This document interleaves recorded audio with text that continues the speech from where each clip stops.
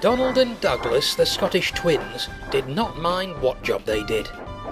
Coaches or trucks, it was all the same to them, which meant, often as not, that they pulled trucks, since the big engines all disliked them.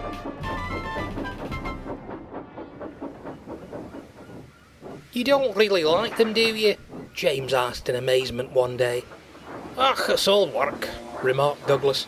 "If we didn't do it, some other body would." James marvelled.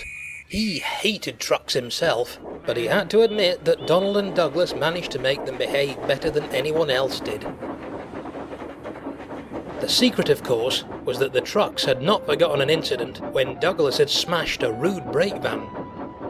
It had been an accident really, but no one told the trucks, and they still thought that Douglas had done it on purpose. "Keep on the right side of those two," the trucks had said to each other when either of the twins was about. One day, Donald had to take empty trucks to the other railway and bring back loaded ones. The empties behaved well, and when Donald reached the station, he was feeling good. "We've got those trucks licked into shape," he congratulated himself.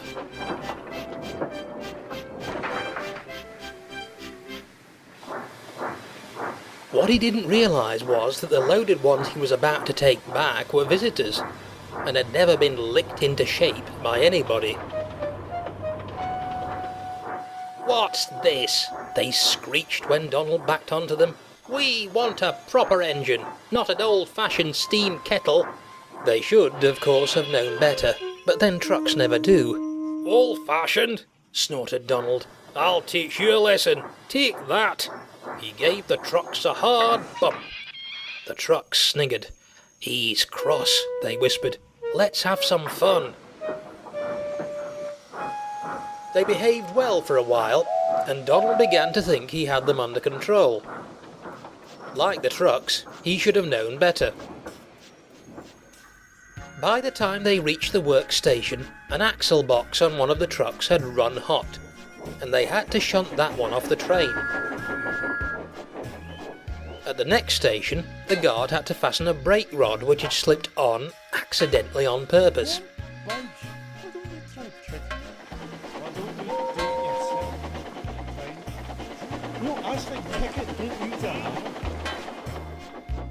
One delay followed another, and Donald became crosser and crosser.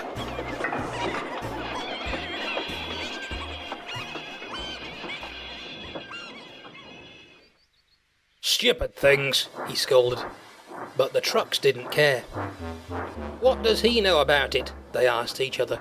"We're modern, we're not out of date like his sort. Steam kettle, huh." At the top of Gordon's Hill, Donald stopped so that the brakes could be checked along the train.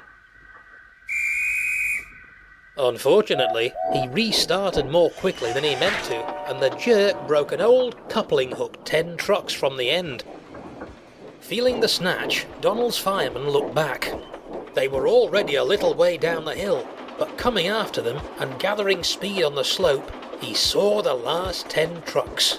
"We've got to keep ahead of them, Donald," he said. "Quick now, I just hope there's nothing in the platform at Edward's station." "But we're supposed to stop there and leave some of these trucks," objected Donald.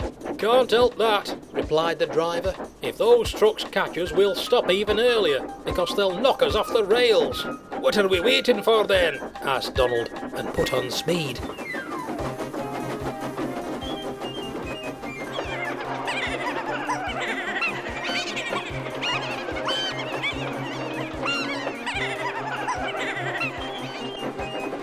It was touch and go for a while.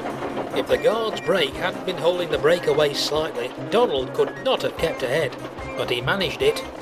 Just. They saw Edward's station ahead.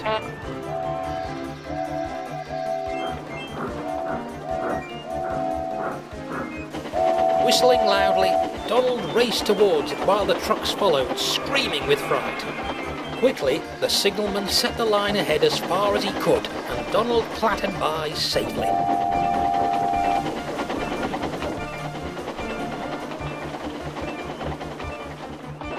Then came the trucks, but the signalman saw with relief that they were slowing down by the time they reached him. With a groan of relief, they stopped. Just beyond the station platform. When he was sure that the trucks had stopped, Donald stopped too, half a mile further on. "We shall need permission to go back," the driver told the fireman. "Nip back and clear it with the signalman, please." When he had permission, Donald was able to go carefully back towards the trucks. He bumped them fiercely. "Now will you behave?" he growled. This time the trucks had scared even themselves. Yes, we will," they quivered uncertainly. And Donald finished his journey with no more trouble at all.